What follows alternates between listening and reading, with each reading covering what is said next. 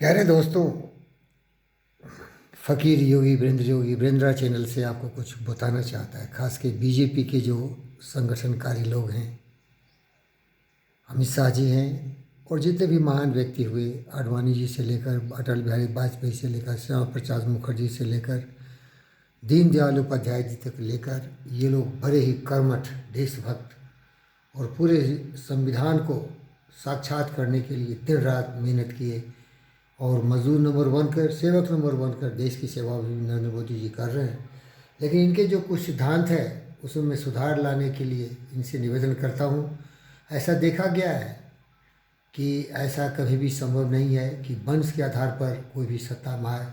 जैसे नेहरू डिनेस्टी, उसमें नेहरू जी, इंदिरा जी, राजीव जी और राहुल जी, प्रियंका जी लाइन में लगे हुए हैं प्रधानमंत्री पद पाने के लिए।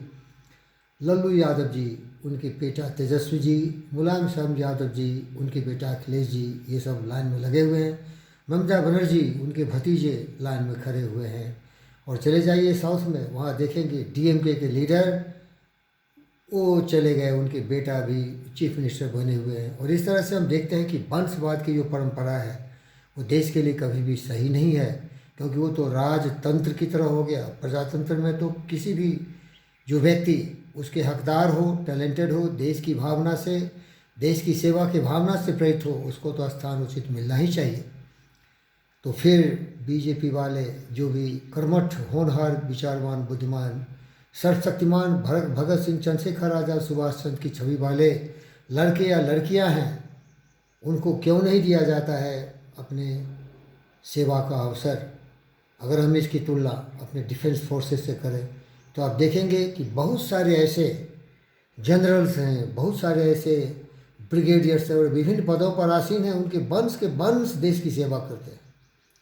तो मैं तो बीजेपी को खूब अच्छी तरह से जानता हूँ। ये भी एक देश की सेवा से प्रेरित संस्था है, ऑर्गेनाइजेशन है। अटल बिहारी वाजपेयी जी से मेरा बहुत ही गहरा संबंध था, उनको मैं बहुत ही सम्मानित करता था। श्यामा प्रसाद मुखर्जी के आदर्शों पर मैंने सबों को प्रेरित किया। एक विधान, एक निशान, एक प्रधान की भावना से पूरे देश को एकता, अखंडता और समृद्ध शक्ति बनाने के लिए हम हमेशा प्रेरित रहे।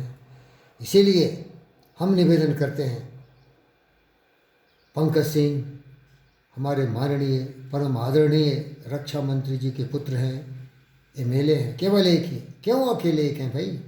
अगर उनमें क्षमता है, उनमें देशभक्ति की भावना है, वो देश के लिए जीते हैं, मरते हैं और देश को समृद्धिशाल बनाना चाहते हैं, शक्तिवान बनाना चाहते हैं, तो जितने भी महान होनहार बच्चे हैं उनको भी अवसर मिलना चाहिए। यही मेरा निवेदन है, क्योंकि इसमें कुछ वंशवाद की बात ही नहीं है। वंशवाद का तो मतलब है कि नेहरू डिनेस्टी, लल्लू डिनेस्टी, मुलायम डिनेस्टी, ममता डिनेस्टी, उनके भतीजे, उनके बेटे, उनके पुत्र प्रेसिडेंट बनेंगे, वही प्रधानमंत्री बनेंगे। लेकिन इसमें तो हम नहीं बोलते हैं कि पंकज सिंह जी को आप प्रधानमंत्री बना दीजिए, कल रक्षा मंत्री बना दीजिए, लेकिन उनमें काबिलियत हो, हुनर हो, अगर पार्टी के लोग उनको चाहते हो। क्योंकि ये तो इलेक्शन होता है ना, जब हमारा बहुमत दल जीत के आता है तो अपने नेता को चुनता है। तो ये करिए, इससे उन लोगों को भी अवसर मिलेगा और महान से महान लोग बीजेपी का समर्थन करते हैं और करते रहेंगे और उसमें जाएंगे। अभी भी एक विवाद शुरू हो गया था, बहुगुणा जी, उनकी बेटी परेशान थी क्योंकि उनके बेटे को दिया नहीं जा रहा था टिकट। ऐसा नहीं होनी चाहिए। धन्यवाद।